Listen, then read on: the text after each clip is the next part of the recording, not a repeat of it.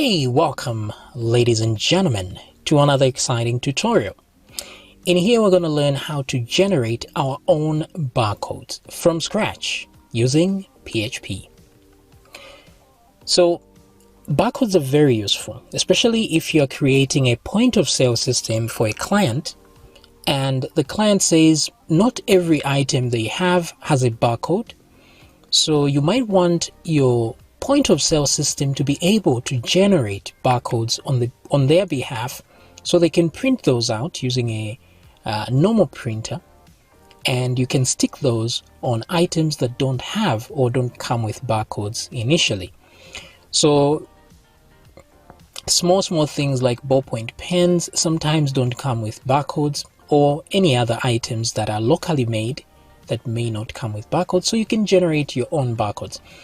So we're going to learn how to create these barcodes from scratch. Now PHP has an image library called GD. So it's called GD library here. So you can do a Google search for PHP GD library.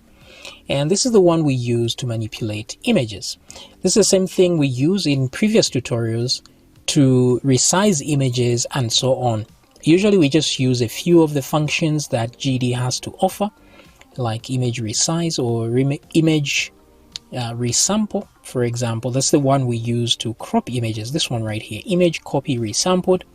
However, as you can see here, there are hundreds or tens of functions that come with GD library. So there's so much we can do with this. And since this literally generates images, I think we can create a barcode using this. So we're going to do a case study here and see what we can come up with. Now, of course, I already created my own barcode generator here. So let me just give you a sample of what this can do. So if I type the text hello world like that and click generate, it will generate a barcode here with the text hello world. So if you have a barcode scanner on your phone, you can actually scan this and see that it will give you the text hello world because it's a real barcode and it works. So this is what we're going to learn how to create, right? So if you don't have a barcode scanner, the thing I use to test these barcodes that I generate here to see if they're actually working is an app on my phone. So I'm going to show you how the app can scan this and show me the text, but you can get an app on the App Store. The one I use is this one here. It says barcode and QR code keyboard. So it's actually a keyboard. So as you type, you can tell it, you can switch to barcode mode so that you can use your camera to scan a barcode and put that text within whatever it is you're typing. It could be a text message, it could be a note that you're typing. So once you install this, it will give you instructions on how to use it. And when your keyboard comes up, you can easily just switch between keyboards from the normal keyboard to a new one, to this same one, and then you can scan barcodes and stuff. So that's what I use to actually test if the barcode I generated actually works. Now, of course, if you have an actual barcode scanner, handheld, you can actually test this. However, some barcodes do not scan something that's on screen. You need to actually print this on a piece of paper and actually scan it if you have a real barcode scanner. Some of them can scan on screen, but some cannot. So just keep that in mind. That's why I use my phone and download this app from the App Store on your phone and just try to scan this and see if it works. Alright, so this is how it works. So you can create a sentence and say this is a sentence turned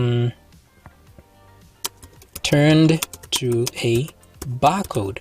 So all this can actually be encoded here, and as you can see, the bars here are quite thick, but if I click generate, because the sentence is much longer, you'll see how the bars are reduced in size because they depend on a ratio of some kind. However, I found that with this barcode type, the practical use is like 20 characters or 19 characters. That's the best you can do. So 19 characters here, just type 1, 2, 3, 4, 5, 6, 7, 8, 9, And let's see how that looks. Generate, and there it is. All right, so without further ado, let's get started and see how we can make a barcode generator like this. All right, now for you to be able to use PHP, you need to have a server installed on your system, and the best way to do that is to install, just download and install XAMPP right here. So I downloaded XAMPP and installed that, and then get Apache started. So open the XAMPP control panel and start Apache. So if you're using a different kind of server, just get it started and we can begin. And of course, install PHP if the server does not come with PHP like XAMPP. This is why installing XAMPP is better, because it installs everything you need in one go.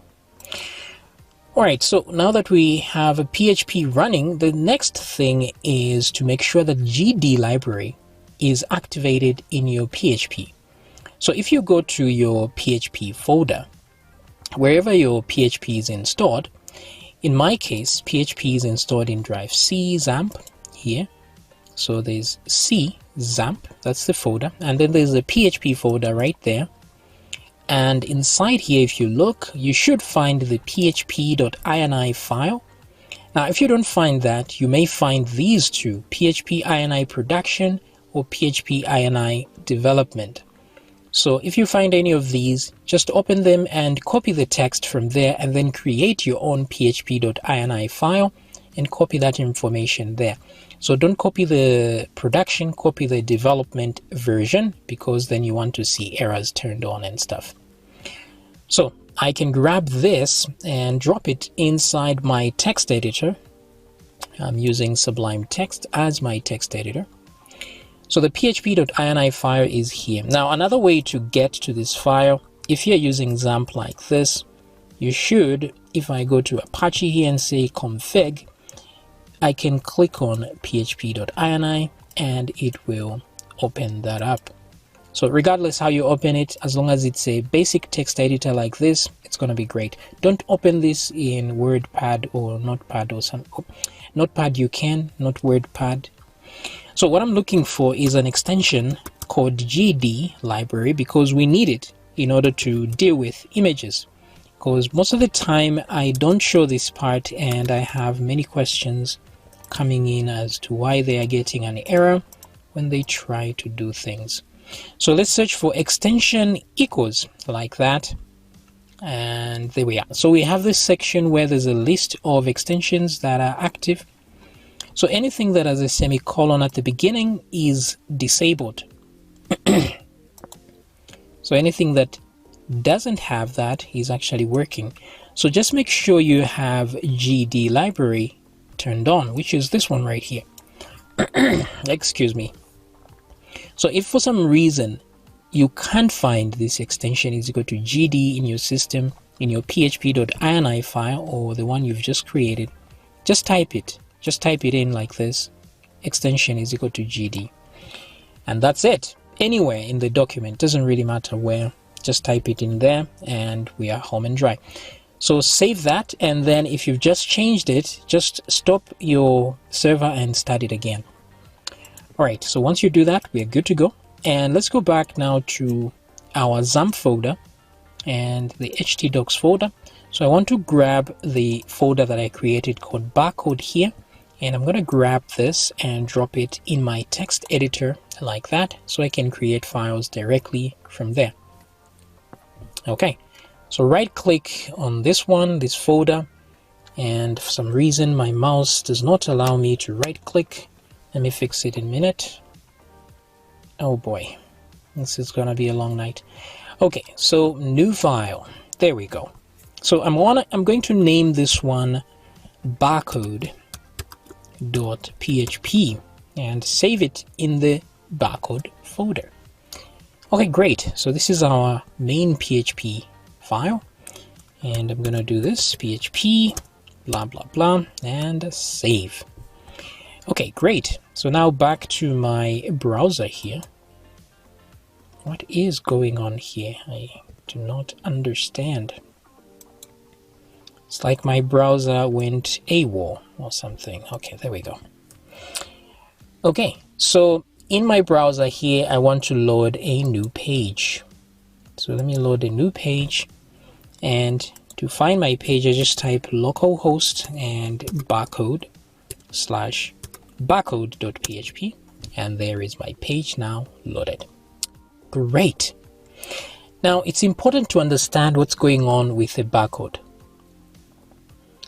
So what really is a barcode? So barcode is a piece of information. This is just information encoded in terms of bars instead, like this.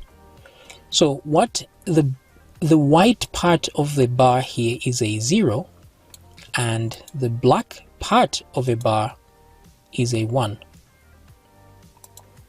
My mouse keeps clicking for reasons I do not understand.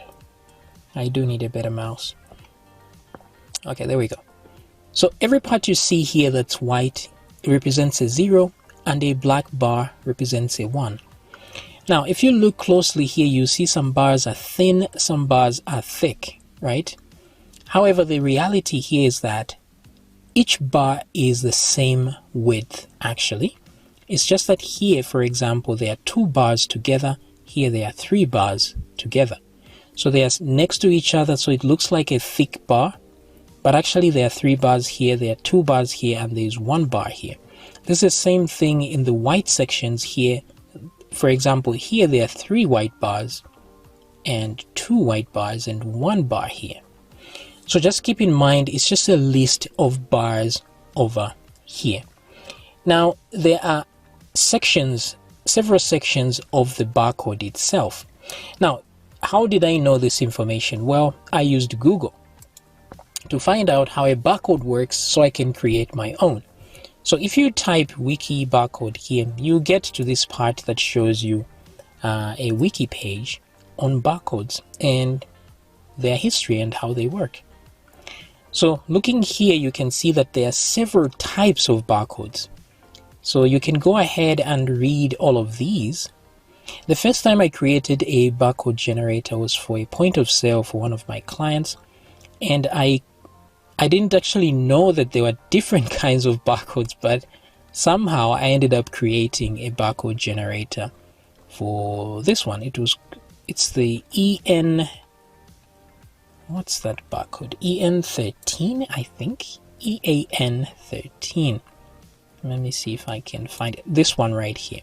So this is one of the barcodes that's very common on products. You can know it by the 3 bars that are longer than the other bars here. There's 2 bars here at the beginning, another set in the middle, and another at the end here. So they are all longer than the other bars, and then there are numbers there.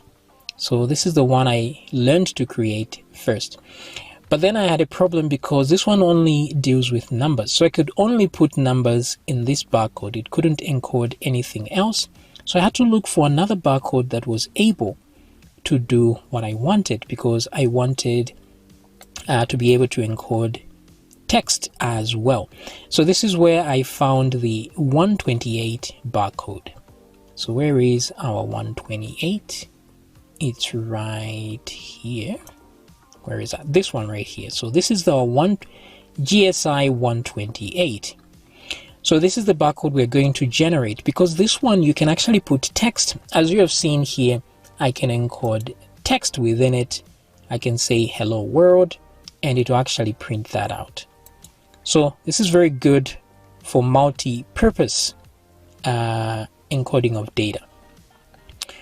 All right, so you can read up on barcodes here, but the more interesting page is because this barcode we want to deal with is code 128. That's what it is. Barcode code 128. Actually, it's this one right here, code 128. This is the one I'm talking about. So what I did is I Googled this right there, wiki code 128 barcode, and a wiki page came up that's titled code 128. And this is the page where I got all the information I needed to actually create the barcode itself. So this article is very detailed.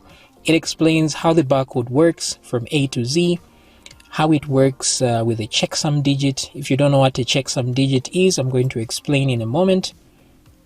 So everything you need to generate a barcode is right here. So I simply turned this information into a function. That's it. And it generated a usable barcode. So let's see here, as it is labeled quite well here. So let's use this as our illustration. Let me move this to be bigger. So as you can see, there's this section 1 here at the beginning. These are empty bars over here. So this section is required. This is the quiet zone. It's called the quiet zone, I think. So there are 10 individual bars of zeros at the beginning here. So that's why it's just white. It's a 10 white bar at the beginning, exactly the same as at the end here. So these are required zones over there. And then on number 2, we have the start code. So once it starts scanning here, it sees an empty zone. It knows, okay, we're about to begin. And then there's a start code here. So these bars must match the start code. And then it knows, okay, this is how we're going to encode the data. So the start code tells it how to decode the information that comes up. Because this code 128 has 3 modes. So there's code set A, there's code set B, and then there's C. So in this tutorial, we're just going to learn how to create set B, but it doesn't really matter. Once we learn how to create this one, we can use it for this one and this one as well. If you want me to create set C as well to help you with that, I can create a separate tutorial, no problem about that. But the reason we're using set B is because it has the most characters that I want in here. Code C is only for encoding numbers. So if, for example, your barcodes only contain numbers, it doesn't make sense to use code B. It's better to use code C because the barcode will be shorter with the same amount of numbers as if you used B. So if you use B and you put only numbers, the barcode will be twice as long as if you used C. Now the reason for that is if you go down here, there's a table of characters that you can use in this barcode. So it's not every character that you can put, but it's quite a number of them. So it lists them here. So there is set A, set B, and set C. So as you can see in set C, there are only numbers that you can put in there. There's nothing else. It's number 0 up to 99, like that. So 2-digit numbers here. And then on B, this is the one we're going to be creating. It has a wider range of characters. For example, here, all of these are matching A, if you notice, up to some point where there's capitalized A, B, C, D, up to a point where we start the small letters here. So B also can encode small letters, but A cannot. So some other stuff is added here instead of the small letter set here. So this is why I prefer this one. It has the widest range of characters, B. So you can really encode anything in there.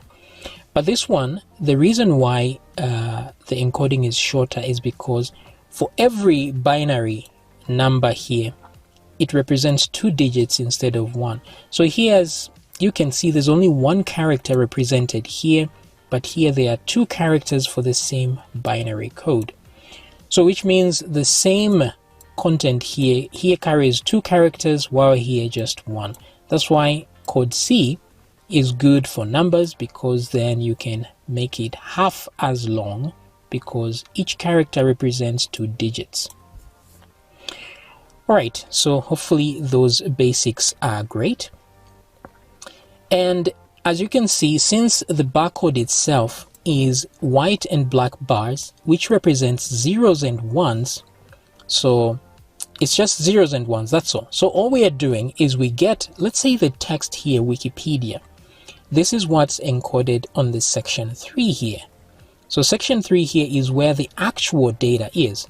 So there's section 2 with a start code, which tells it whether we are using start set A, B, or C. In our case, we'll be using B. And then it will know, okay, this is how I'm going to encode, which means, because since those are zeros and ones, if it encounters this character here, because this is the actual pattern that's there, then it will know, since we are encoding in B, this is an exclamation point. if we were encoding in C, it will say this is 0, 1. It's the same thing here. If it encounters this binary digit when scanning, then it will know if we're in set C, we're representing 29. If we're in B, it's equal sign. If we're in A, it's also equal sign. A and B only differ down here, where this is K, this is something else. I don't even know what this is. Or if it's C, then it's a number, 75. So that's the issue here.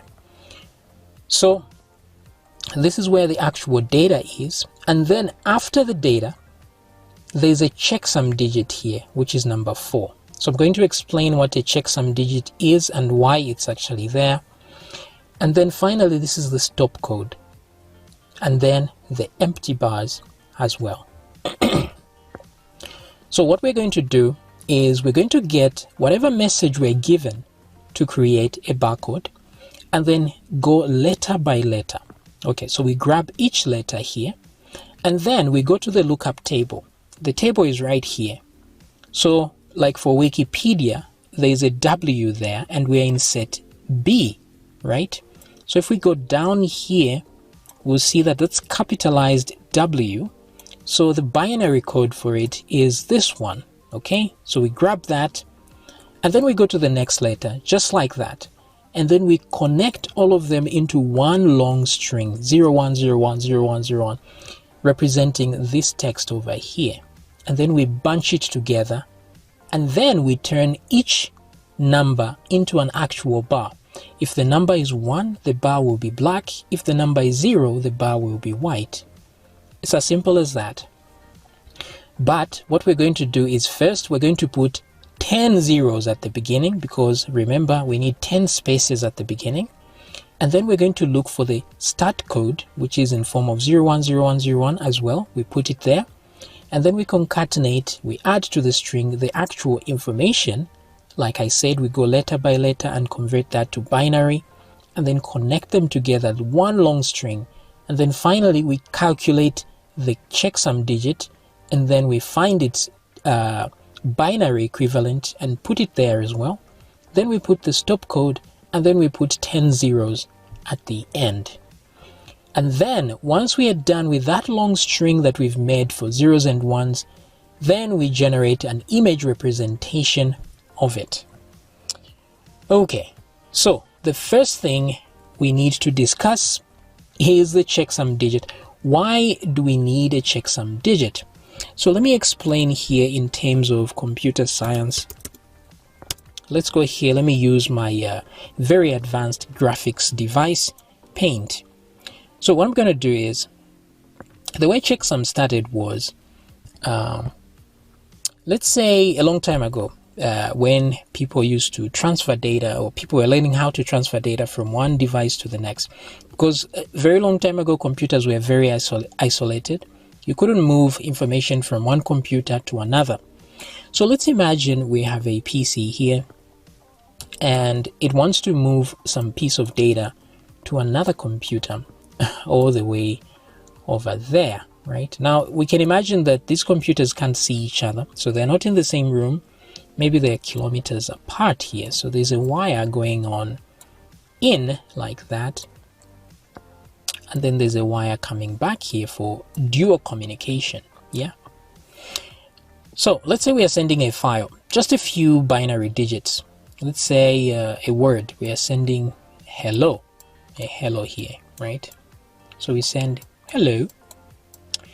And this information is serialized and sent through the wire to another computer here. And then the computer receives some text here.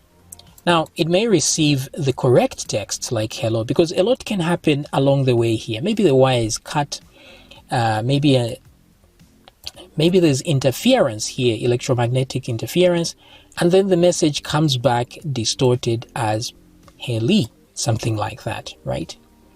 Now, because computers don't really know what you're trying to say, a human can say, okay, maybe this was supposed to be a hello and then correct it, but a computer cannot know this information. So the question is, how does this computer here, which has no access to the other computer, know that it's getting the correct data when it receives information? So one option would be, if the information is received here, then this computer should also ask, you can send this information here, it's received, and then this computer sends this information back to the other computer. And then when the computer compares this received information plus what it sent, then it can know, okay, I think the information is being received correctly. That's one way to do it. But you see, the problem with this way is that we have to do things twice. We have to send information 2 times. The first time we send, and then this one has to actually send back the information.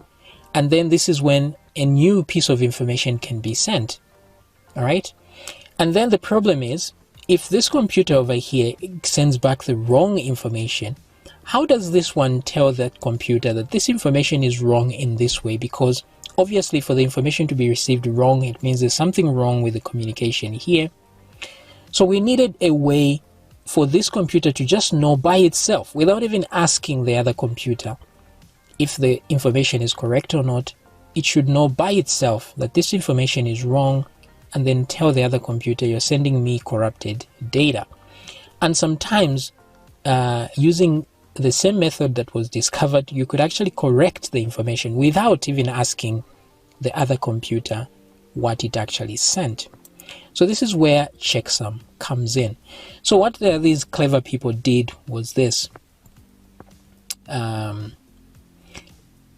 Let's say we're receiving information in bits. Let's say it's hello. Let's imagine this is hello like this, right? Hello. Now keep in mind that every letter in the computer is actually just a number, because every letter is a string of zeros and ones, and then that string of zeros and one represents an actual number, which is called the ASCII value, or the decimal or binary. No, not the binary. Binary is zeros and ones. Here you can see there's a column for value right there. This is the value equivalent of this binary code here. So this binary code is 1. This one is 0 over here. Okay. So these are actually number representations. So what happens is, and you can see the same number representation is a letter somewhere, or a character here.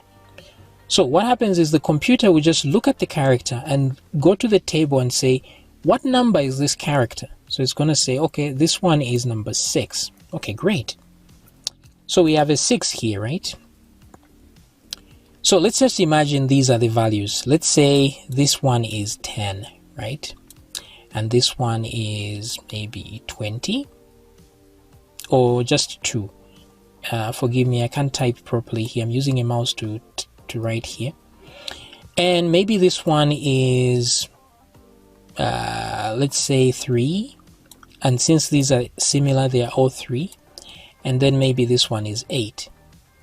Okay, so these are the number equivalents of these characters. So what they do is since this one is on position 1, this one is on 2, this one is on 3, and this one is on 4, and this one is on 5. What they do is they grab this value, multiply it by the position. So in this case we have 10, right? And then let's say 2 times 2, that's 4. So we put 4 like that. And then we have 3 value times the position, which is 3. So that gives us 9. And then we have 3 times 4, that's 12. So there we go. And then we have 8 times 5, that's 40. So then we add these together, okay? So 10 plus 40, that's 50, that's 62, 66, and then plus 9, that gives us 75, I hope. Hope my math is correct here, but it doesn't really matter. It's just the principle that you have to learn here. So we get a 75 here, right? And then we can do some more complex math to this 75, which is sometimes they use a modulus value to reduce it further so that it's not so big, because sometimes when you do these calculations on huge strings, the number becomes so huge that it takes up too much space to save. So what they do sometimes is they divide it by a specific number. Maybe here we divide it by 10, okay, and then we keep the remainder.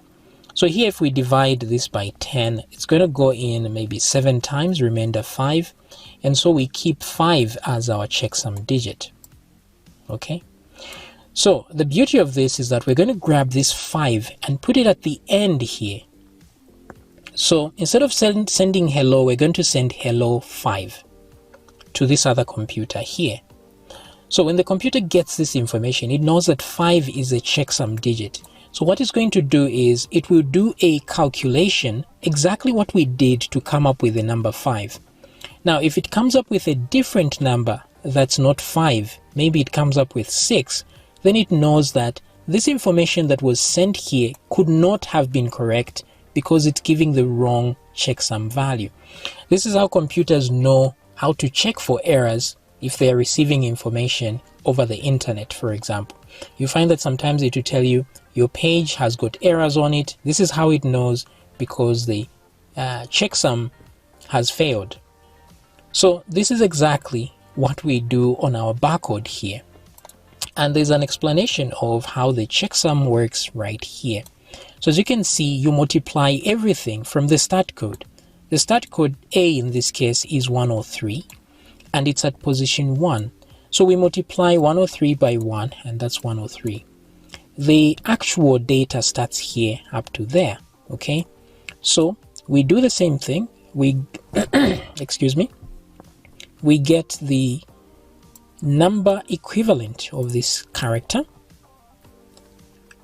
Excuse me.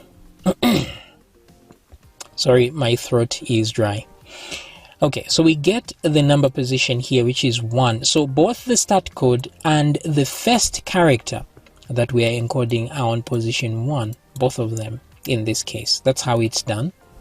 So 48 times 1, that's 48, and we do the same thing here. This is on position 2, so 42 times 2, that's 84. We keep going until all the characters are done, and then we find a total here, and then that total is divided by 103. This is, it's used, so it's known as the mod 103 checksum, because this is what they use. Now, depending on the barcode type, this formula is very different. It's not for every barcode. Each barcode system has their own way of creating a checksum digit. Some barcode systems don't even have a checksum digit. So here we do this number divided by 103, and the remainder is 54. So we grab this 54 as our checksum digit, and since we can't actually store 54 on the barcode because we can only store ones and zeros there, so we have to convert it to an actual binary value. So we look at this 54 and go to our table over here, and we find, oh, where is value 54? So we look at the value side here, and the value is right there. So this one is character V, right? Depending on the system we are in among the three, but it's 54. And then we just grab the binary equivalent of that, and that's what we put as the checksum digit, and then we add it together. Now, if your checksum digit is wrong, your scanner will never scan your barcode. So if you try and create a barcode, you try to scan it and it's not scanning, chances are your checksum digit is wrong, and it keeps thinking it's a corrupted barcode or something, and if it scans correctly, then the checksum is correct. So this is really all we are going to do. Let me recap a little bit here. We're going to convert every character in our barcode into zeros and ones, and then print lines where there's black lines where there's a 1, white lines where there's a 0. And so we'll start with 10 zeros at the beginning. We'll put a start code, and then we'll encode whatever data we are given here, and then we'll put a checksum digit there, and then we're going to put a stop code and put 10 zeros at the end. So we have our formula created. Let's begin coding. The most important thing we need, though, is our lookup table, this table here, because this is what tells us what the binary value is of each character that we want to use.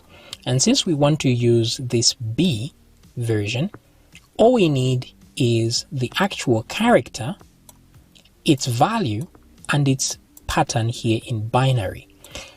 So we just need those 3 items and we'll be home and dry.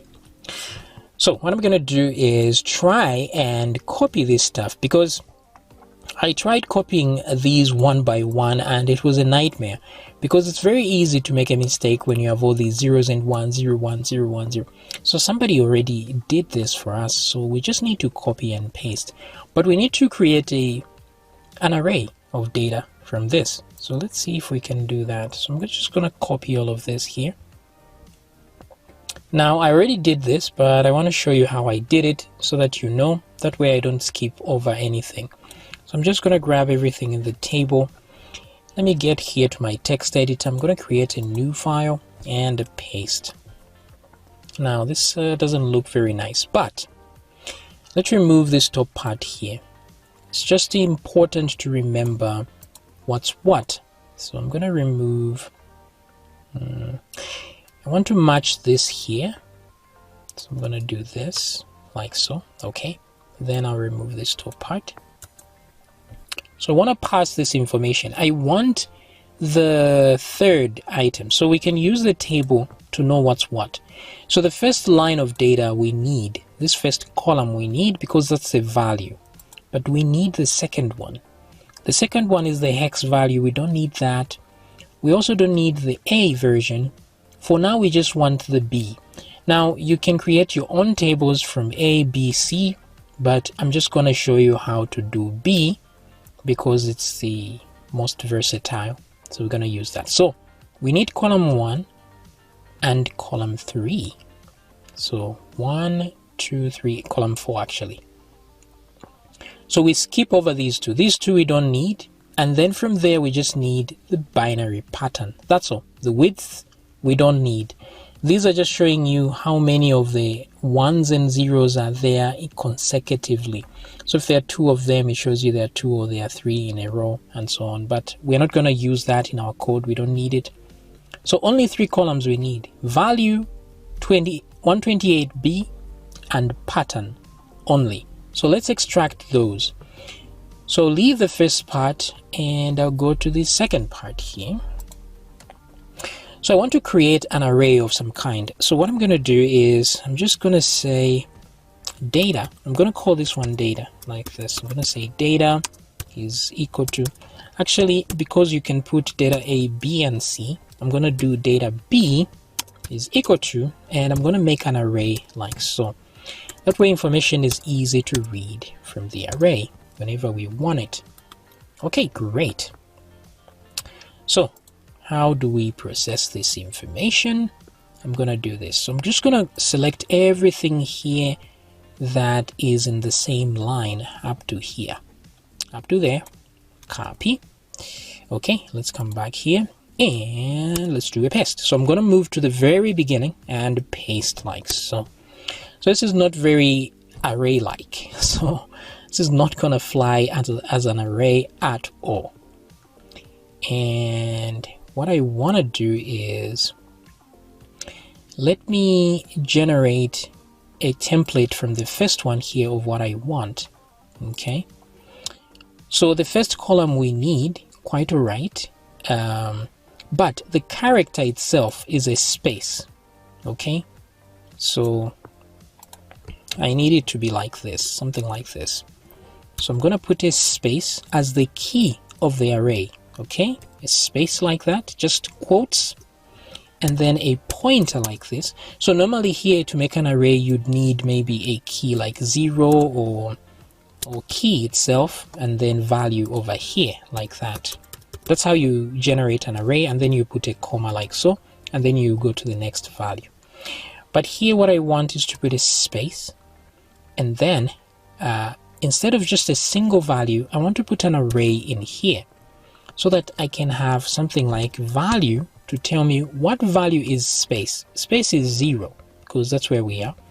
So I'm going to put a space and put a 0, and then put a comma to put the second item. And now here I can put the binary value. I'm going to call it bin, like that, short for binary. Put a space. And then copy the actual binary value and put it here, but as a string, not as a number, as a string. So I'll put those quotes around. Keep in mind that value is not a string, it's just a number, and this one is a string like that. So we don't really need it as a number, we need it as a string. So I want to keep, so which means row number 1 is done. Now I can go to row number 2 and so on and so forth, but that would be a nightmare to do. So let's figure out a way to do it faster. So I want to select all rows down here. So I'm going to press Ctrl F and use some regular expressions because Sublime Text is kind enough to be able to use the regular expressions. So I'm going to put the caret down in here, the number 6, shift 6 like that, to put the, I think it's called the caret or something. Then I'm gonna put a bracket, square bracket, and put 0-9 to say any number, right? And then close that. Now, as you can see, it has selected every number just at the beginning. This is what the caret here is for, or whatever it's called here.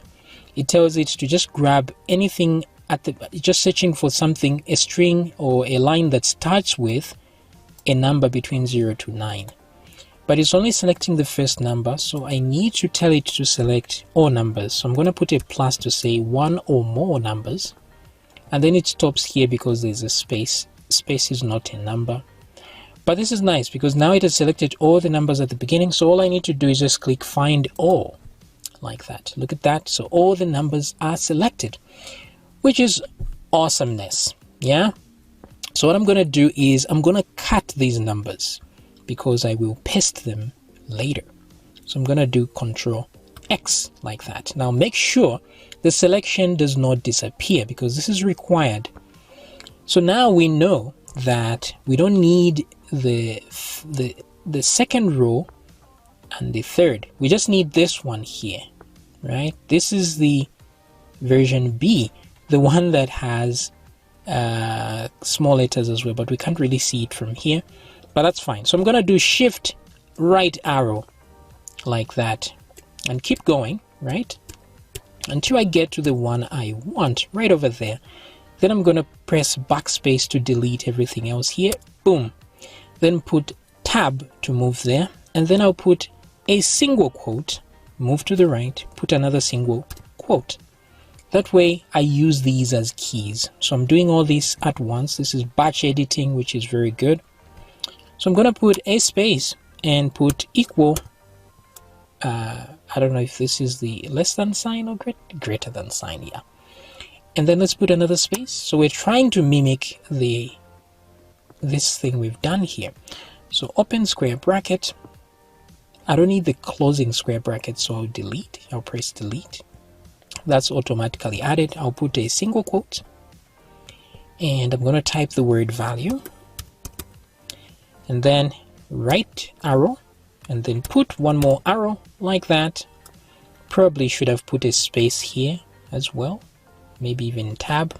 Doesn't really matter anyway, but let's just add one just in case. And then remember that we had copied those numbers. Now I can hit Ctrl V to paste them because that's the value there. Then I'm gonna do a comma. Now the problem here is that we have lost the line that we wanted. You see, because these numbers are single, the other ones are double. So we'll do this in the end. So I'm just gonna do undo. And I'm going to put a comma instead, like that, and then space, bin,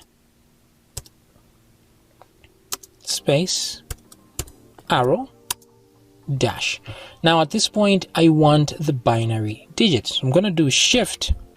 Let's move this way, like so, until we get to the binaries, backspace, single quote, go to the end, single quote, and then shift, we go to the end here, and then backspace.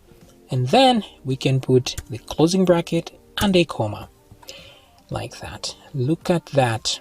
Very, very good. So we've created our array, but please don't forget, we haven't pasted our numbers. So let's go back a few here and paste.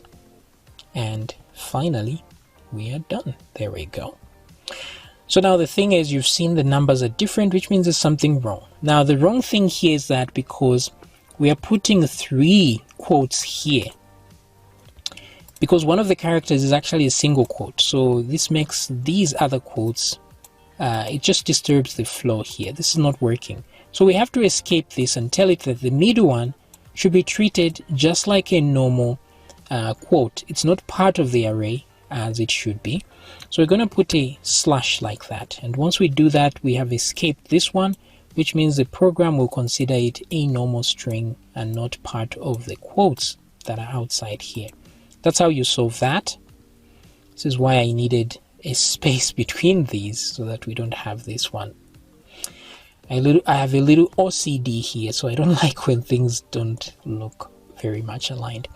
Anyway, it's besides the point. Let's do this. Let's move that in. If we go down, we should see another problem down here, and that's because there is this slash here. So as you saw in the beginning there, in my previous operation here, when you put a slash, it considers this quote as a normal string and not part of the array, which is a problem in this case because we want this to be part of the array. So how we solve this is by putting another slash here. So this slash is escaping this slash, so which is kind of weird. So this one escapes this one, which removes its power of negating this one. So I hope that makes sense. So even though they are double like this, it's just the same as it's just one of them. The other one is just escaping the other one. Okay, so once we get to that, we've done well, right? So if I go back here, then I can delete the part that I've processed, and then I can go ahead and process the rest of this. So take your time and do exactly like I have done. If you can't do that, just do it line by line. Take your time and create the array that you need. Now, because for the sake of time, I already did this when I was creating my own, so I'm just going to copy this part itself, as in it is complete with this bottom part here. So you can go in and get everything. You get everything up to the stop pattern, reverse pattern. If you can't make heads or tails of what's going on here, there's no shame in going back here and looking at the actual table and then matching the data and copying it line by line. It doesn't matter. It doesn't matter that you take too much time. What matters is you get the information correct. Otherwise, things won't work. So in here, our code is in the middle here. It's code B. So just put these as text when you're done there. Code C, code A, and then start code and put the binary and the value there. Start code B and so on, and then reverse. There's a stop code here, though we won't be using this because I actually forgot to mention that the stop pattern, if you notice, all the others are 11 digits long, but this one is 13 digits long because it contains 2 extra ones at the end here. So that's the real stop pattern and not this one here. So yep, that's great. So with that in mind, let me just grab the version from the original that I have. Let me see here, right over there. So I made this one here. So I'm just going to grab this one here. It goes all the way down here, as you can see, on the parts that we omitted, which is this one here and this one. These took a bit longer to process, but I managed in the end. So that's how it is. So I'm going to grab those and let's close that. Let's also close this. We don't need it anymore. And I'm going to paste this array here and paste. Okay, so there is our array complete with all the values that we need. Now let me just move it in a little bit like so. Okay, great. Okay, so at this point, every character, whatever character we encounter here, we can just check its value in the array and its binary equivalent. So that's good. So with that, we are good to go to the next level. So we have our, so what we're going to do now is, let's have an input box or something. So let me close my PHP tag so that we can have some kind of HTML. So here I want to make a form that I can use to submit data, and this form will have a method of post. All right, and then when I hit submit, then we can get some action going. So I'll put an input here of type text, and the name will be text. Then let me put a button so we can actually submit this and say generate. That's what I'm going to call it, generate. What else I need? I think that's about it. So let me save. Let's go to our browser and let's load our new page. So I'm going to refresh. Boom. And there we go. Very, very nice. Now, when we post something, it comes to the PHP because the PHP starts from here. So it will run this, and which is all good. So what I would do here is I'm gonna just check if something was posted. I'm gonna use the simple version, but we can actually use the server instead and say request method underscore method. So if the request method is equal to post like that, then something was posted. And let's grab our text. Text is equal to the post. I want to trim this, the leading and trailing spaces. It's inside text like that. Great. So we've grabbed our text now, and now we need to know what to do with it, right? Okay, so remember that our barcode, the way it is here, we need to keep this in mind. So this page is still very important. Let's go back here. Especially this part. So we start with 10 zeros and end with 10 zeros. Okay, great. So what I'm going to do here is let's generate a code. So I'm going to call it code like this is equal to, all right, let me start with an empty string like that. And then from here on, I'm going to concatenate. So I'm going to do dot equals, which means add to the string. And then let me zoom in a little bit here so we are on the same page. Let's put 10 zeros, shall we? 1, 2, 3, 4, 5, 6, 7, 8, 9, 10. Nice. Boom. And at the end as well, we need 10 zeros. So we do this twice, like so. But in the middle here, we'll do some other stuff, right? We'll add some other stuff. So 10 zeros done. Now what we need is the start code. Okay. So where can we find the start code? Look at that. Start code A, start code B is what we want, right? So that's the key that we need. Now this start code B is in here, and once we access it, we are getting an array, okay? And we want the binary version of start code B. So what we're gonna do is get binary code B and then bin as the key. But keep in mind that this is all inside data B. Okay, so let's come back here. Now the reason I'm putting this is because you need to make another table for version A and version C if you want to use those. So I'm just future-proofing this a little bit. That's why I put it in there instead of a direct array. So what I'm going to do here is we're going to concatenate. So here we'll say add start code. Okay, so start code will be in after the zeros. We'll do dot equals to concatenate, and then we're going to do data. Inside data B, there is start code B, and then inside there is the bin, which is the binary version of things. Okay, so that's how we add the start code right there. So good, we have our start code. So 00 start code, and then we have the information that we want in there. Then we have a checksum digit, and so on. Now, it's also possible to create a barcode. I think it won't read though without any text, but let's see. We'll start with a single value so that it's easier to see.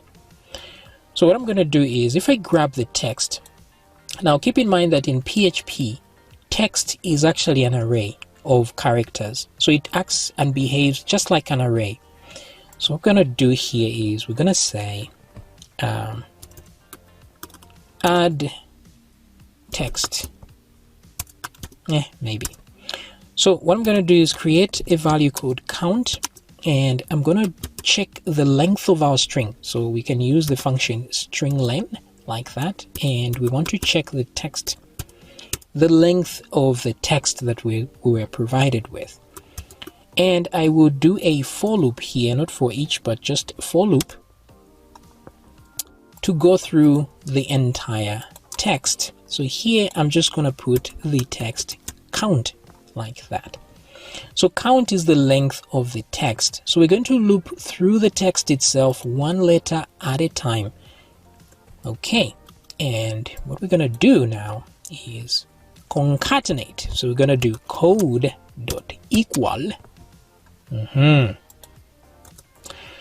So whatever value is given here should be in this list. So as you can see, there are characters here, A, B, C, D, blah, blah, blah, blah, blah. So it should be in here. If it's not, then we'll just ignore it and put an empty instead. But if it is, we're going to need its binary equivalent as well. These values will come in handy only when doing the checksum. So here we grab this, we check where this is, and then grab its binary equivalent. So to do that, we're going to say code concatenate. Let's grab from here and learn from there. Paste, right? But instead of the start code, here we want the current text. So I'm going to copy this and just put that inside text. Now, since text is being used like an array, we'll put the square brackets and then put the current location in I, like so, because I is counting from 0 to the entire text. We grab that item and check its binary equivalent. Now, it's possible that this whole thing does not exist. Let's say somebody puts a character that's not in the list, right? So then this would turn out to be null. And if it does, we're going to put 2 question marks there and put an empty string like that. Just 2 quotes without a space between, like that. That way, we just ignore what's not found, right? Great. So what we're doing is to the code, we're adding a binary digit there.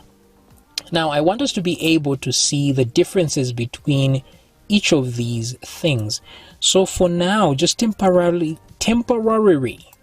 I'm going to add spaces after each item. So here, for example, I'm going to put that space text, and here as well, I'm going to put that space text like so, and here as well, space. So I just need to remember to remove those after. So I just want to see what's going on. So at the end here, let me do echo code like this. Great. So let's see what we've done. I'm gonna go here and I just want to click generate, and look what we've done. So we have the 000 silent part, we have the start code, and we have the 00 empty part. Very nice. We don't have any text that we typed, so nothing else was added. If I add a like that and click generate, you see that it gets longer and it adds a different binary digit here. So there's a start code here and a different binary digit there, which was a, which is nice, and that's it.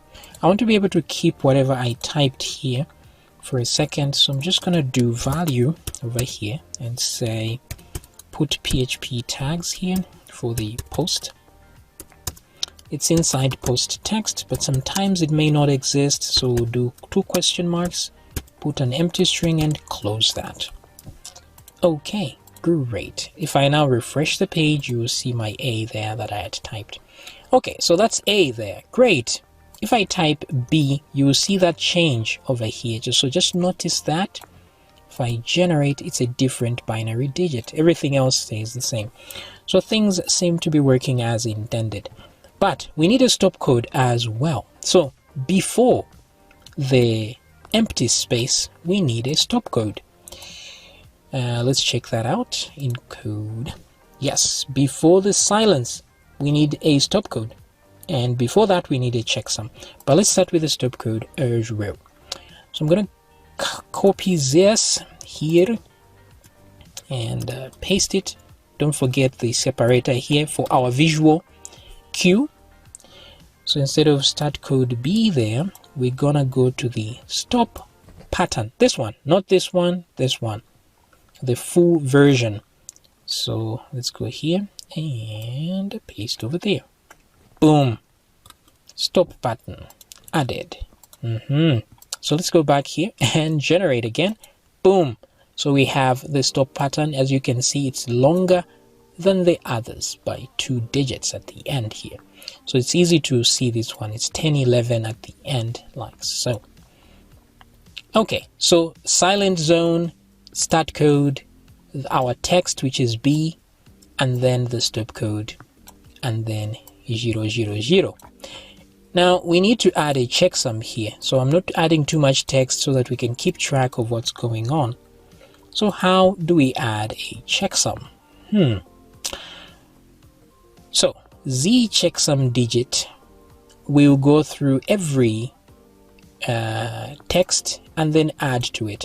Now, since that we already have a loop that's going through the text, we can utilize that as well. So what I'm going to do is this. Let's go back here a second. Let's look at the formula again. It's easy to forget. Okay. So we need to know the position of a character. We can know that by just, let's add a variable. We're gonna say character pose. Sorry about that. It's gonna be equal to 0. And then the moment we enter the loop, we add to it like that. Car pose plus plus. So it starts at 0, but immediately becomes 1 because we want to multiply by 1 at the beginning. Okay. Of course, we need the checksum variable as well. So I'm going to do checksum be equal to. Now, this is important here. Let's go here. The checksum adds the start code and multiplies it by 1. Okay, because it's at position 1. So its start code A is 103. So we multiply by 1, which remains 103. So in other words, the checksum starts with the start code. So start code A, in our case, it's start code B. So we have this start code B binary, but we need its actual value, not the binary, but the value of start code A. So I'm going to copy that and say checksum is equal to start code B, because that's what we're using. And instead of the binary, we're getting the actual number value from there. Okay, so if you go to the array, you see what I mean. Here we have start code B, but it's an array. Instead of getting the bin, we are getting the value, which is 104. Instead of 103 for start code A, we're getting 104. For start code C, it's 105. Okay, so great. The checksum starts with that number. Goody. And then what we do next, we grab this one, multiply whatever the first character is, we find its value, multiply by the position, and then add to checksum. Okay, seems simple enough, yeah? So let's go here and add the checksum. So we're going to say checksum is equal to checksum plus. So we're adding to checksum. So instead of doing checksum plus, you can just do checksum plus equals like that. But just for you to be able to read properly in future what you are doing here, I'll leave it like this. So we want to add to the checksum, but we're adding whatever formula is there. I know I'm multiplying by the character position, right? So I'm going to do carpos multiplied by, what am I multiplying? The value of the current text. So the current text binary is here. I know this is how we get it, right? So I'm going to copy that and paste it there. Great. But instead of the binary, I want its value. I'm going to do value. So multiply that. Now it's very possible that a value may not exist, just like this character. If the character itself does not exist, then we are in trouble. So what I'm going to do is put this whole thing in a bracket, in brackets like that. And then just like we did there, I'll put 2 question marks and put a 0. That way, if the character does not exist, everything is multiplied by 0, which makes it a 0, and then we'll add 0 to that, which will just exclude the whole thing from the checksum since it doesn't exist anyway. Okay, so that's great. We are adding our checksum value. By the time we get here, checksum will be equal to the total here. And what do? We divide it by 103 and get the remainder. Now there's an operation that already gets the remainder when you do that. It's called modulus. The modulo symbol. So instead of multiplication or addition or subtraction, there's the modulo, which is a percent sign. So we're going to say checksum be equal to checksum modulus 103, like that. So now we have a checksum value of a certain amount, and then instead here at the top I'm going to echo the checksum as well. So echo checksum. At the end there, I will echo a break tag so that we can see the differences between the two, like this. So I'm going to echo the checksum and then the code itself. Very good. Very good. So remember, we haven't added the checksum to the overall pattern, but I'm just going to generate so we see the checksum value. There it is. So it's 67. Now, the fact that we are dividing by 103 is important here, is because the reason we're dividing by 103 is because there are 103 characters here. If you notice up to here, not really, they're not 103, they're a little more than that. But the fact that we're dividing by 103 means the answer or the remainder will always be less than 103. Always. It will never go above 103. Because it's always the remainder of a division of 103. So which means whatever answer we find is a character from here 102 to 0. So which means there's actually a binary equivalent of that number. If we go there, we found 67, right? So 67 is right there. So which means there's a binary value for it, which is this. So all we need to do is loop through the entire array, check all the values, and if we find the correct one, which is 67 in this case, let's grab its binary equivalent and add it to the code as the checksum value. Great. So the checksum value should come before the stop code, as you can see in the illustration over here. So that number 4 is the stop code. I think this stuff is explained somewhere here, somewhere. Yeah. Just read the article. Okay, so we add the checksum here. So you can comment this stuff here. Add checksum binary. Yes, right over there. So to add the checksum, we have to loop, unfortunately, throughout the entire data stream. So data B as a key value. So data B, where are we? Data B, the key will be this, and the value will be the array. Okay, so in the array we're just looking for the values, right? So key array. Now I don't really care about the key, so I can remove that. I just want that array that I'm getting. So here I'm just going to say, put an if statement and say if array value is equal to the actual checksum, then let's change our checksum to something else. I'm going to say checksum is going to be equal to the actual thing. So let me copy that and put it here. So it's going to be equal to, actually I don't need to get this whole thing. I can just grab from this same array. No biggie. I'm going to do this array If the array value is correct, then checksum is equal to array binary. So the binary version. Now I would have left it like this, but I'm going to put another piece of code here. So I'll put the brackets and say break. Because if we found our checksum, there's no need to loop to the end of the array. If we find it at the beginning, then we just exit the whole loop. There's no point in going to the end of the loop when we've already found our answer. So we break from the loop at that point. Okay, great. So our checksum is now if I show the checksum this time, it will be a binary version of it. So let's see. I'm going to move the echo of the checksum to the top before we actually erase it and make the binary version. So let me go up there. So let's go back here and let's try this. So it's 67. So we've added an extra digit, so this will get longer. Oh, did it? No, it did not. I think we didn't add it to the code.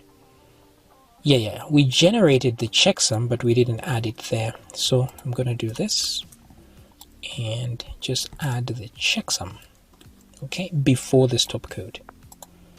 All right, so let's see this get longer. Boom, it's longer. So that's our checksum digit. Now the thing is, the reason why there's no space between there is because we didn't add our spacer thingy. Where is that? This right here. So I'm going to copy that. And let me add that space just so we can see that there's a space between these two. So generate, and you see there. So we're doing well. We have our silent and then start, and then the data and the checksum and the stop code and silence again. So this is really all we need for the code. Now we just have to convert all these zeros and ones into an actual image. That's all we need to do now. So the first thing we have to do is remove the spaces, of course. Now I can just use a function to do that, but better we just remove this thingy we added there. So every version of this, I'm just pressing Ctrl D to select every instance of that once I selected the first one. Okay, so there we go. All the spaces are done, removed. So let's see what we've got. So now we just have a string of zeros and ones, just like this. So all we need to do now is convert this string into a barcode. So to do that, we need to generate an image, right? So we have our code finally here, which is nice. Now we can work with it. So let me do that. So this one is called silence or something. The silence zone. Alrighty then, look at that. Okay, so in case up to this point you haven't seen the code very well, I'm just gonna do a quick scroll here. You can pause the video to match your content with this, right? Slowly, in case you do not have access to the source code.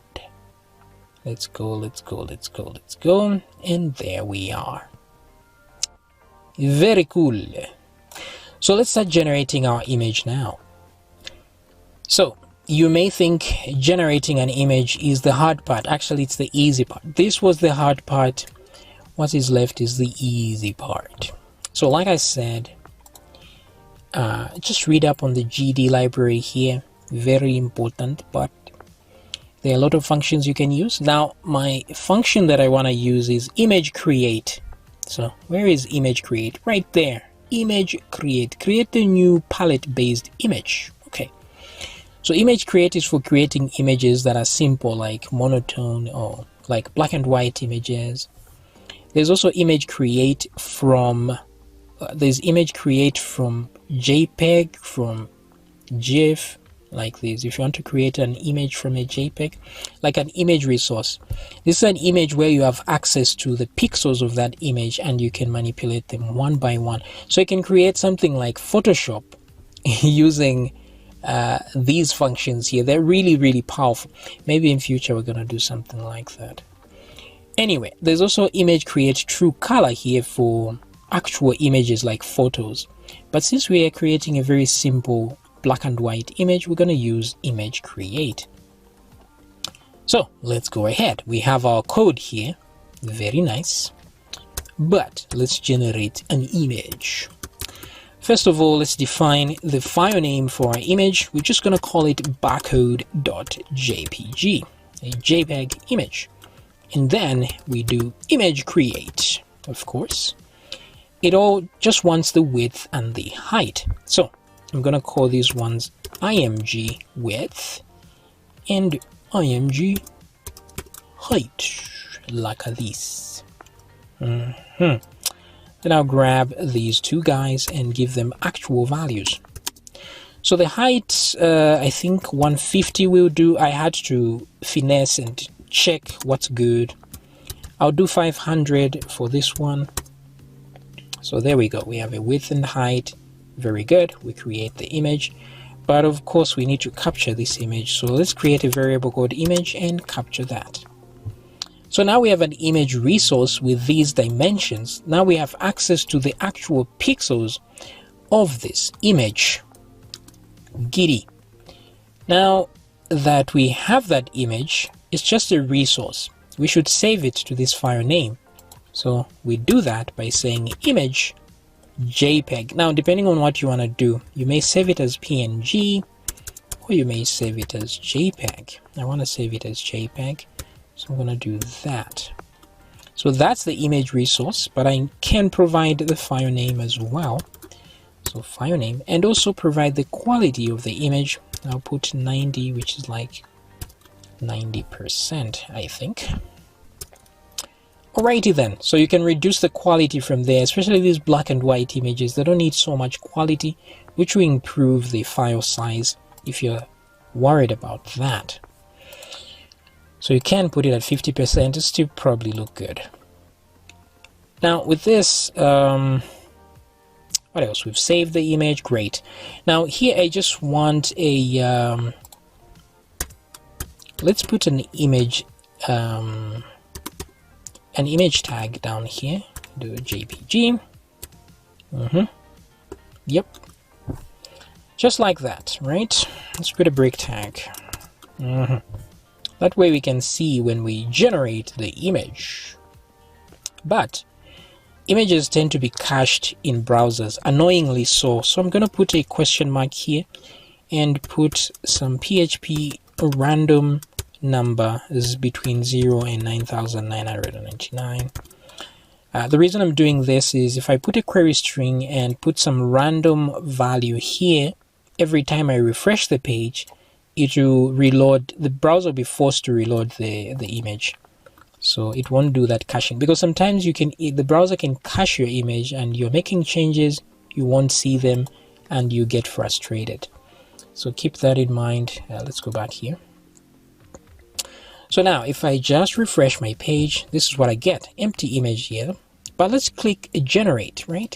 Boom, and there we go. Look at that, we have an image created right there. But it's a blank image, that's why it's good.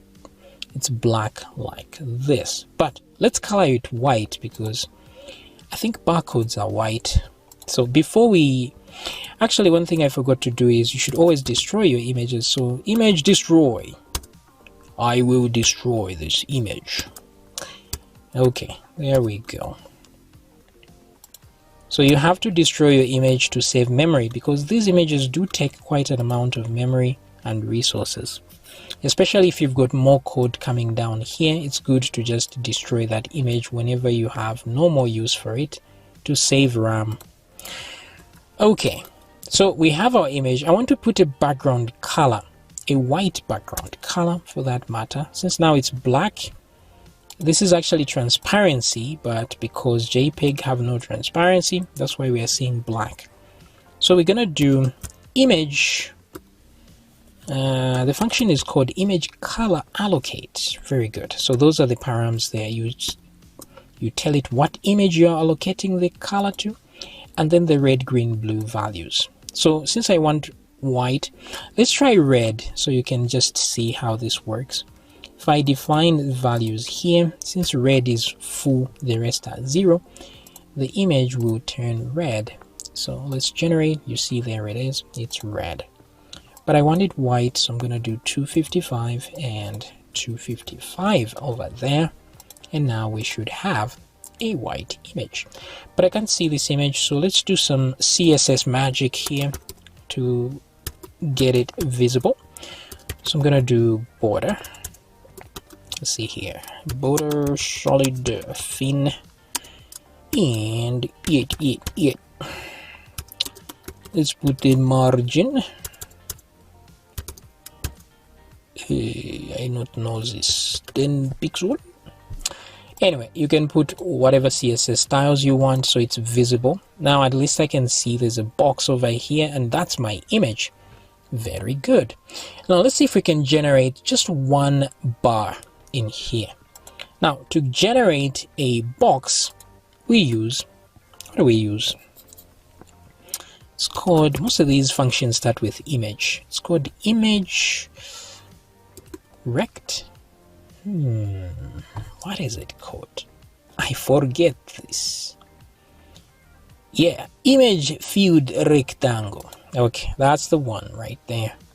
So you determine your image, right? So that's the image we are dealing with, and then you have to tell it your color. Now the moment I allocated this color, because I didn't send this color to any variable, that's why it was added to the whole image. But if I duplicate this, let me put some commenting here, add bg color, right?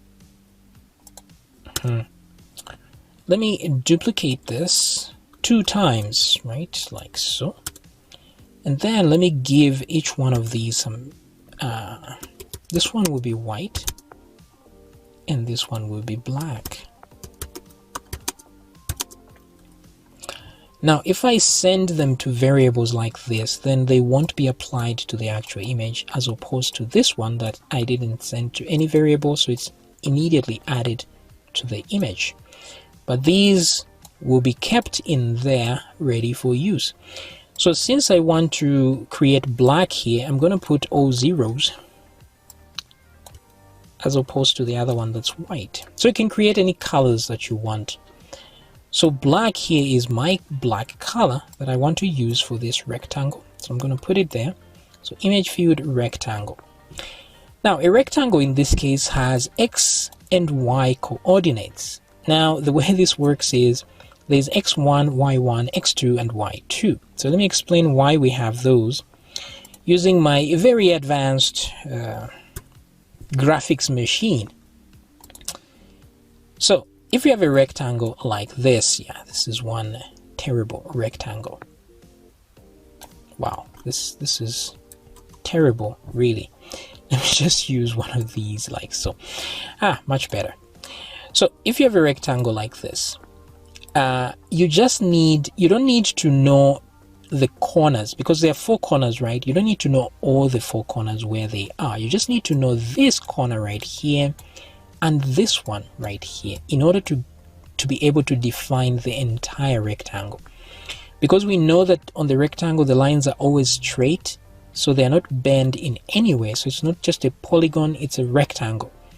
So if I know where this corner is and that corner, I can actually draw the rectangle. So if there's a corner here and a corner there, it means there's a rectangle going like this, like that, and like that. So which means you just need 2 parts defined in order to define the whole rectangle. You can have one like here and one there. It's still a rectangle like this, right? So you can define in any way you want. So since this box here is X, has got XY coordinates, there's an X1 for this one, the first coordinate, and then a Y1. And then there's also X2 here, and then Y2 here. My lines are so bent. But you get the point. So to define this coordinate, you need 2 coordinates. And this is the XY2, and then there's the XY1 here. So that's where those are coming from, these right there. So what I want in the x-axis here, I want it to move 10 places and 10 at the top here. So at the beginning here, I'm just going to put 10, 10, right? So I'm just going to do 10 over here, x1, and 10 over there. Now you can use variables instead, so you easily remember these guys. So 10, 10, right? What about this one? If I want the this rectangle to be 10 pixels wide, it means my x here should be 10 pixels bigger than the x1. So here I'm gonna put, I don't want it that big though, I'm gonna put 15, so it's 5 pixels wide. But top bottom here, this y is quite big. It should go almost all the way to the bottom of the image. And if you remember, there's the image height, right? Image height right there is 150. So I think we can leave something like 30 pixels at the bottom there. So I'm going to use the image height. That way the barcode will adjust if I adjust the height here manually. So that height minus 30 pixels should suffice. So I'm going to put this in brackets like so, and great. Let's see how that look. So generate, and look at that, we have one bar here. Very good. Now if I increase or reduce, let me reduce the image height to 100 pixels, and let's see that bar adjust. And as you can see, it has adjusted. It always leaves 30 pixels at the bottom here, which is great. So goody. Let's put it back at 150. So you can put it at 120. I think barcodes usually are thinner than what I've presented here, but yeah, that's what we have. So at least we can create a bar, right? That's great. But what about the text at the bottom here? Well, there's a function called image string. I won't bother checking it there. You can check it in your own time. So after creating all our rectangles, and we are happy with that, we can use image string. Image string, you have to determine the image, of course. Give it the image handle. Give it the color. Well, color is still black. Let's give it that. Boom. What's the string? Well, the string is the text that we got. And we have to give it the XY coordinates. Now, font here. Now, instead of image string, there are other, if you want to be able to change the font and provide a font file. For example, you have a specific font that you want, you can provide a font file, and there's a different function to use. I think it's image ttf string or something. You can check the list of functions here. Of course, you will find it. For me, I just want this simple one. So the font here, there's just number 1 up to 5. So I just want 5, which determines the size. Then the X, I just want it to be 10 pixels from the left. On the Y, I want it to be at the end of this, right? So I'm going to copy that and put it here. So right at the end of the rectangle, where the rectangle ends, but we need to leave a little space, right? So we're going to reduce the amount that we are cropping out. So I'm going to put -20. Let's see how that looks, right? So we're going to say, hello world, as is the tradition, right? Hello world, and generate. Look at that. Hello world. Good. So at least we have some text. And we have one bar. So now we just need to convert this into bars, individual bars. So we need to know a ratio here. First of all, we need to know how big the gap should be. So let me just take a wild guess here and do this. Let's go to image view rectangle. This is the part where we create a rectangle. So instead of this, I want us to create many rectangles to match the code that we generated. So I'm gonna put an array, a loop here, sorry.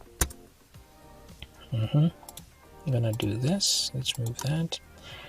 I'm gonna create count here as well. Now count is echo checksum. Okay, great. Do we need to know the checksum here at this point? No. Maybe for troubleshooting later on. So if ever you find that your barcode can scan, most likely it's the checksum with the problem. So there's a code there. So I want this code. I want to count how many characters, how many zeros and ones are in the code. Okay, so there we go. And that's what we're going to use here. So we're looping through each one of those. And here, that's where I want to put the image view rectangle. So I want to create a rectangle for each and every one of these. Now, I need to know the gap size. So I'm going to say gap size. How many pixels is each rectangle going to be in width? So for a start, let me just put 2 pixels like that. We're going to do an actual calculation because we want it to be a ratio of the whole.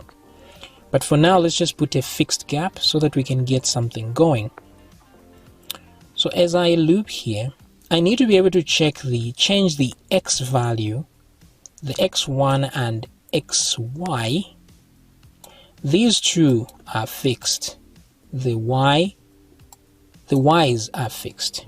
And the reason why they are fixed is because the height is always the same of the bars. They are all the same height. But what matters is how wide they are and so on. And the position, the position y is always the same. That's because if I make another bar here, just a second. If I make a second bar here, you will notice that the y value here remains the same. Even the y value too remains the same because from the top to the bottom, these two are the same, even same position, even from the bottom top. From this top to this top, this and this are the same as this and that. But the x's are different. You see the x here is not the same as the x here. Just like the x there is not the same as the x here. So the x's change, the y's don't. So this never changes because that's a y, and this one never changes, but this one does. So this one is x1, right? x1, let's just create a variable called x1, same as x2 here. Great. So x1 is equal to, initially we had 10, right? And then x2 is equal to, now this one would it be determined by the gap size. In fact, it would just be determined by the x1 plus gap. So this one will be equal to x1 plus the gap size. That's because if you look at this, right, let's say this gap is 4 pixels wide. Okay, so the x1 is here, right? Let's say it's 10, and then there's a gap size of, let's say 5, just for simplicity. So 10 and then 5 there. So which means the next one should start right where this one ends, which means it's the x1 plus the gap size. Then we reach this point here. So that's why I'm doing that. So x1 plus the gap size. And now we need to know what this position really is. So let's think about it here. What is x1 really? x1 starts with a 0. Because we're starting with 0, 0, 0, but we're starting right at the beginning of the barcode to we'll put those empty bars, but they do start at 0. So what starts at 0? This I over here does start at 0. So let's put that there. Okay. So let's say we start at 0. Everything is good. The next y is plus gap size. That's great, right? But how do we know the next one, right? So in the next installment, I is going to be equal to 1. Now, 1 does not equal the next point. We need to know the gap size. So let's say if this was a 0, 0, 0, and the next point here, if I is 1, how can we determine where to land here? So we're going to multiply that 1 times the gap size and 2 times the gap size and so on. So here we just multiply I times gap size to actually get the position of the first X and so on. Now there's another thing here. We need to know whether what we are printing here is a 1 or a 0, because if I do just this, it's going to print just black bars altogether. So let's see them in action. So if I do generate hello world, it's just going to generate black bars continuously like this, which is not what we want, but it's working, at least I know. That's great. But some of these bars should be white if it's a 0. So all we have to do is determine that using the color. So let's do this. Let's say if what is this? This is text. No. This is the code we are dealing with. If code, now remember that a string can be treated like an array, right? So if the current item in the code, which is code I, yeah, just by doing that, if that I can say is equal to 1 like this, right? Then we can say, safely say, color is equal to, if it's 1, color should be equal to black. Okay. But then color here could be equal to white initially, like so. Okay, so we first set the color to white, but if the code is black, is 1, we set it to black. That solves the problem, I think. So let's try and generate. It doesn't look like it does. Where is this? Oh yeah, that's because I've put black here. I should put color there, because we are using color that is changing between white and black. So let's try and generate, and look at that, we have a barcode. Awesomeness. But I don't like this. I can use a single line for all of this, so I can just do this. Let me grab that, let me cut this and paste it there, and put a question mark. If it's 1, it should be black actually, so let me move that black here, and full colon. That way I can get rid of all of this. In fact, I don't even need to do this. I just need to say if code black white. Simple and straightforward. So nothing will change. This still works the same. Boom. There we go. Now the space here is not being utilized very well, because at some point if I type a lot of text, let me repeat this text, it's gonna go off the page. And as you can see, we can clearly see that we don't have a the silent zone at the end, because things are going off board literally. So we need to have the gap size should be a ratio of the whole. So instead of having a fixed gap size here, we need a ratio. So how do we do that? We just divide the width of the image. So let's go here and say image width divided by the count. How many items are in there?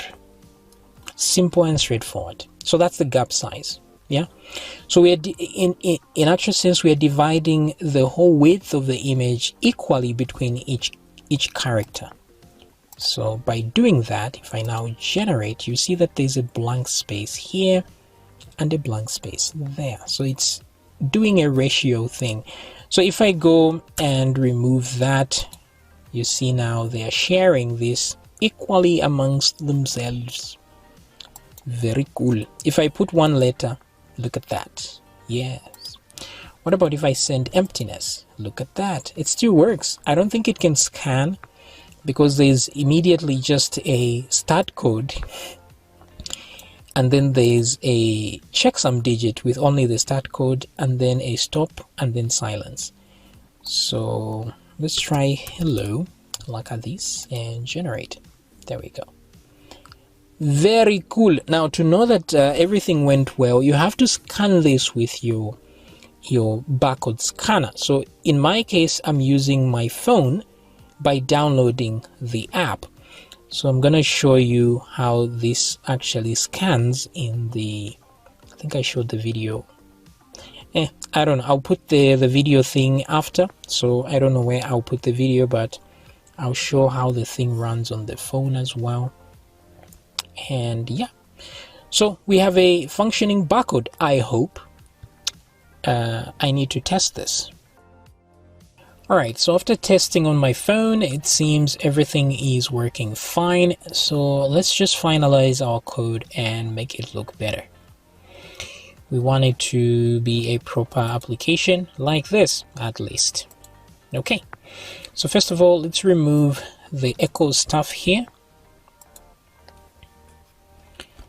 Let me go and find the echo of the code, and let's remove that. And so what I want to do is make it so that we have a function here, or a class. Let's change this into a class. So what I want to do is put this stuff inside a function. So starting from here. So here I'm going to do this and say function generate. We're going to call that generate. We need at least to supply the text. We need also to supply a file name. And what else? We may need to declare the mode we are using. So mode B, like so. Now if you're using PHP and above, you can take advantage of the type hinting here, so that we tell it these are strings, and mode is also a string, and this one doesn't return anything, so it's a void. And let's go down here like so. Great, so we can move these things down like so to make space for stuff like this. And let me remove that. I'm gonna move all the code inside like so, and close the function like that. Okay, so at least that function is closed. File name I think should have a optional value as well, so barcode.jpg like that as a default value. And so then we don't need to declare file name over here since it's already in there. And the text, maybe we can put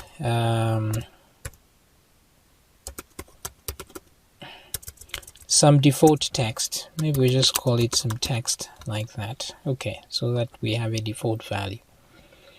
Then there's a mode over here. Now modes, there's only A, B, and C. So in case somebody supplies something that we don't know, we should find a way to default to mode B. So we can say, let me create allowed modes as an array so that I can put what is allowed. There's A, B, and C in there, like so.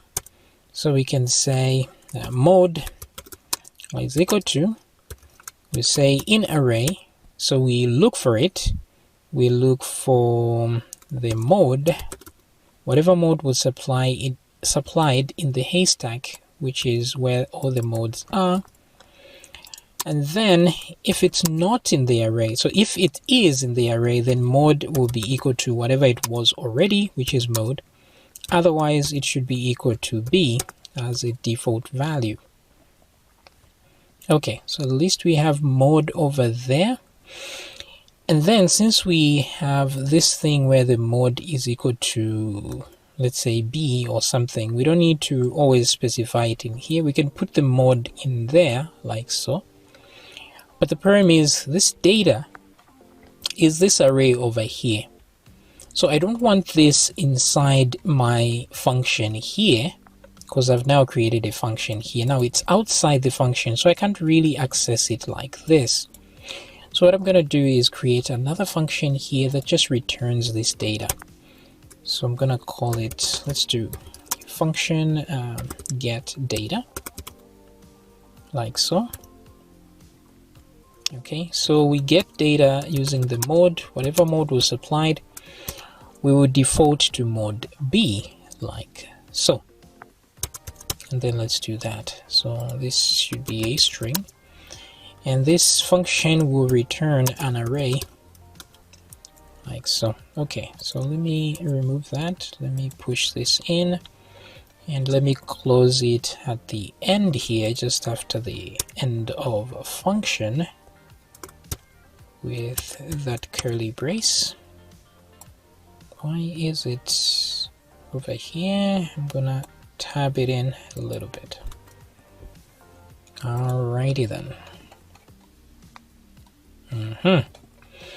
Okay, so we have this function now, which is get data, and we supply it with a mode, and then it should return something. So here it's gonna return data, whatever mode was supplied. That's great. Now, in case for some reason the supplied mode does not exist inside data, then we're just going to return data B, like that, as the default value. Okay, now at this point we have two functions that really should work together, but they are separate functions.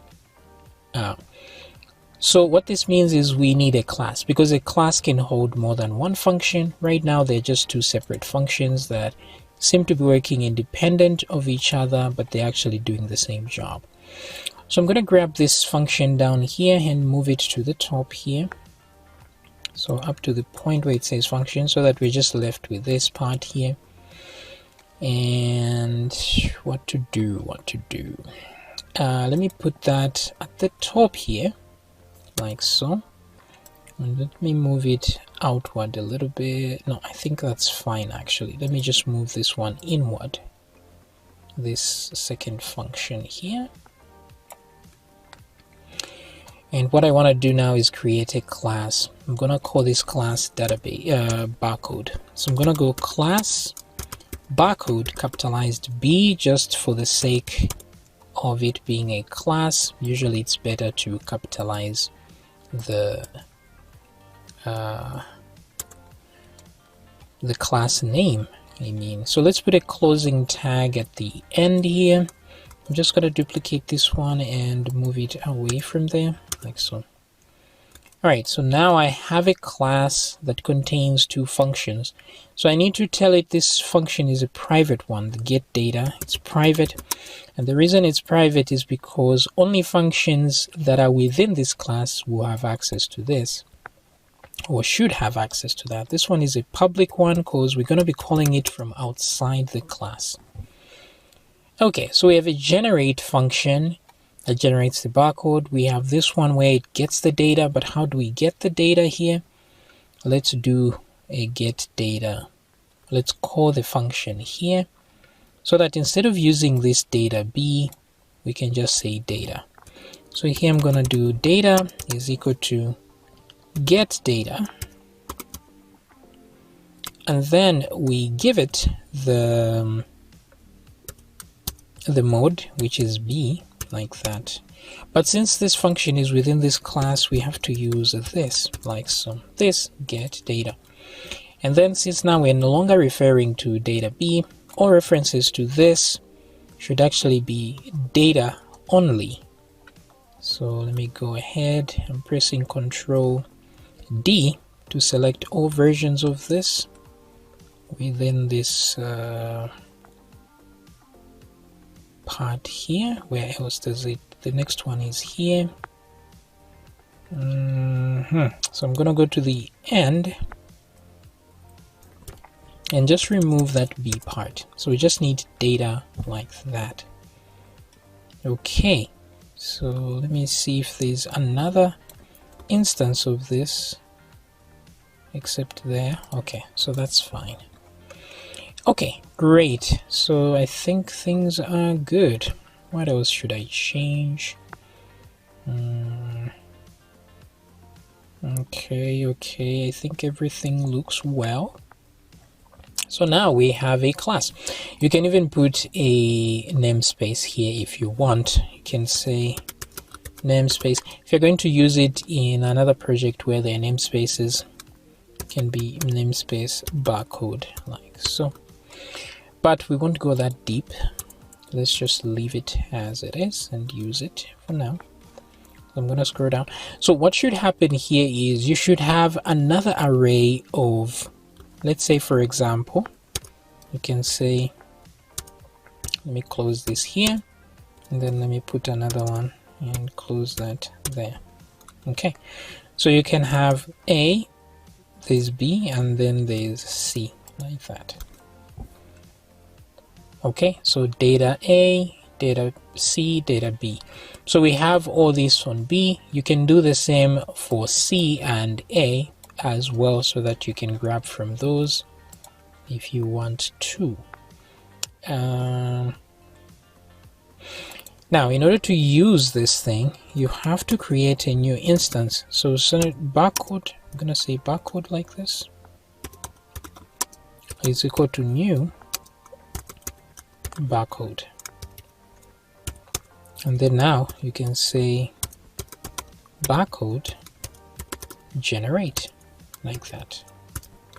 You don't even need to supply anything, just like that is fine. But if we supply some text, they need to generate for that piece of text.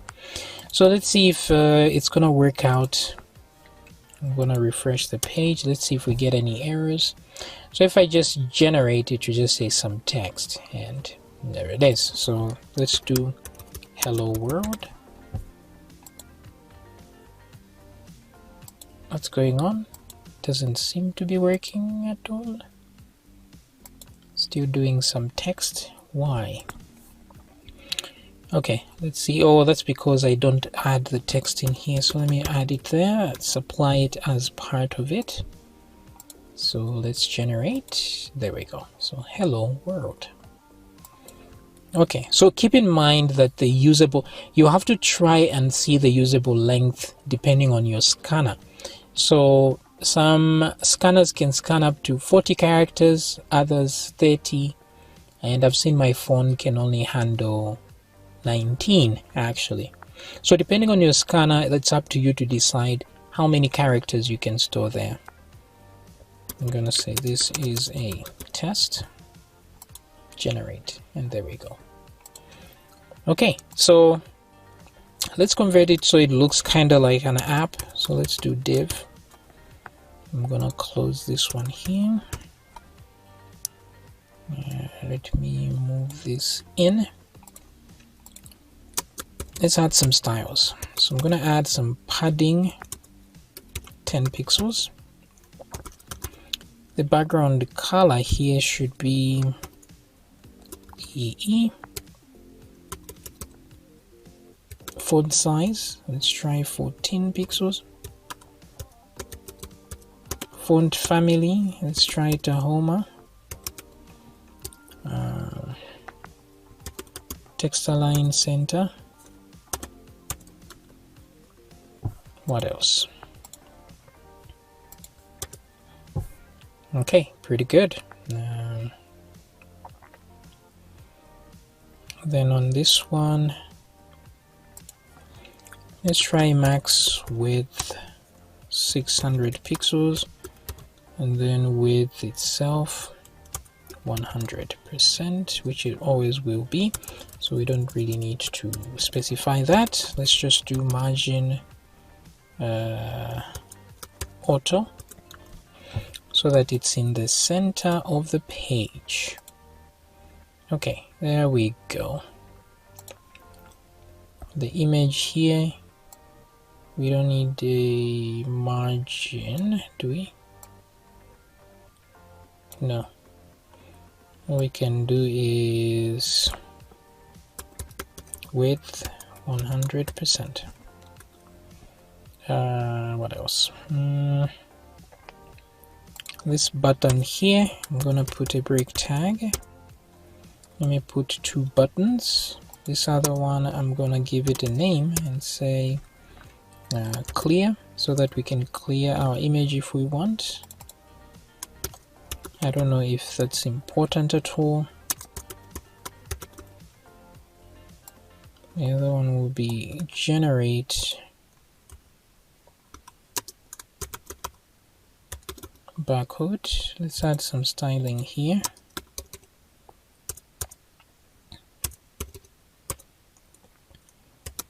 Let's do padding 5 pixels. I think that does it. Okay, let's look at the text box now. Let's add some styling in there as well. So this one will have padding of 5 pixels as well, a width of 100%, and a margin. Let's try margin bottom of 10 pixels. Let's see what we've got. There we go. It's just that this is intruding there. Let's remove that bracket. And there we go. So you can put a cursor here on these guys. Cursor, pointer. That way, when clicking the button or when you hover, it shows that. You can put a placeholder here as well in the input. Let's look at a placeholder and say barcode text. Let's remove that bracket. There we go. Look at that. Now to clear the barcode here, I just want to delete the image. So here there is some text. I'm gonna just say if not empty post clear, then if file exists barcode.jpg, then we're gonna do unlink barcode.jpg. So if the file exists, delete it, and then else we do this and add these guys there. Alrighty, let's see how that works. So clear barcode doesn't work. Why? The button is named clear. Okay. If not empty, post clear. File exists, barcode JPG.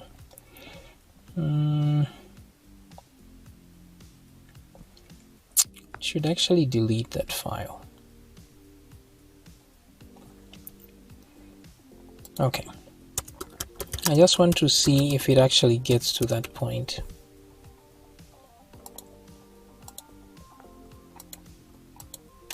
Doesn't seem to get there, so that's why.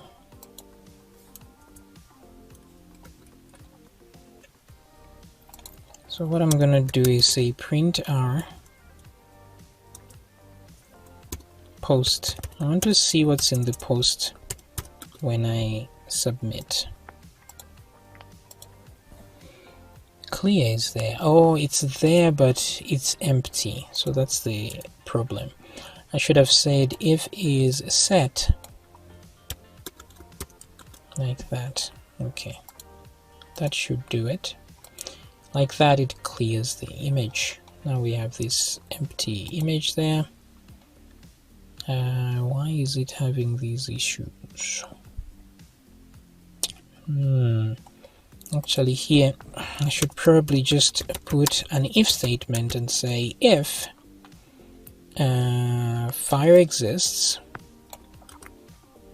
that one right there, then that's when we should show it. Otherwise we shouldn't. Let's just say end if and close that. Tab it in. What's going on? Why can I not tab? Alrighty then. So if we clear, it's clear. If we generate, we generate. Clear. Okay, so hello world. One more time. Generate barcode. There we go. Let me also remove the autocomplete from here. Autocomplete off. Let's remove that bracket again. That way it doesn't make suggestions for text. Okay. Hi. Generate. Okay, so it's working. Some text over here. Generate. There we go. Alright, so this is how you can make your own barcode generator, and then you can have these images printed and then stack on actual products that you can scan later on. So you can put whatever information you need to put here. This could be the product ID, or I don't know, maybe it could be 1, 2, 3, 4, 5 as a product ID, and then you stick it on your product there for inventory systems. All right, it will save you a lot of money because most of the barcode generators are actually paid services. So this will be free for you. You can create your own and add it to your application. And also, if you want to change the name of the barcode that you are generating, remember that on this function you can change the file name here by just supplying a different file name like that. We haven't set anything else to work with another mode, so better we just change the file name if we want to. So right now you can see there's a barcode JPEG in there in the folder, but if I happen to, let me clear that. If I happen to do that, you see that it's gone. And if when generating like this, I can supply a file name and say my file.jpg, that's the file that will be generated here. You will see that. If I click generate barcode, we won't see it here because we are looking for a different file there, but there it is. If I click, now there is the barcode named that. So if you're making many barcodes, you can put this inside a loop. Just this part, you don't have to instantiate within the loop every time. You can just put this part in the loop and then just change the file name each time, right? Like for example, if I do a for loop and say for, here we just do maybe 6 like that, and let's put that in there, and then we can say my file. Over here we concatenate or add I so that the file names are different, and then dot, and then we concatenate that. So at least it's my file 1 up to 5 like that. So if I now click generate, it will generate 5 barcodes. And as you can see, there are 5 files of the same exact barcode. Now, of course, if you want the text to also be different, you can add some other stuff that changes throughout the loop. If I click here, which means each barcode here will have a different pattern. As you can see, as I am clicking here, you see the pattern change over there like so. Alright, so this is how you can use this thing to generate barcodes as needed. So as usual, I hope you have learned something new, which is always exciting to hear in the comments. Alright guys, so the link to the code is going to be in the description in case you want to use this class. You can just make it a separate class here and import it. Let me actually just do that and show you this. This part here is not part of the class, so let me just cut this whole part out like so, and there's no need to actually close the PHP tag here. This one becomes a class on its own.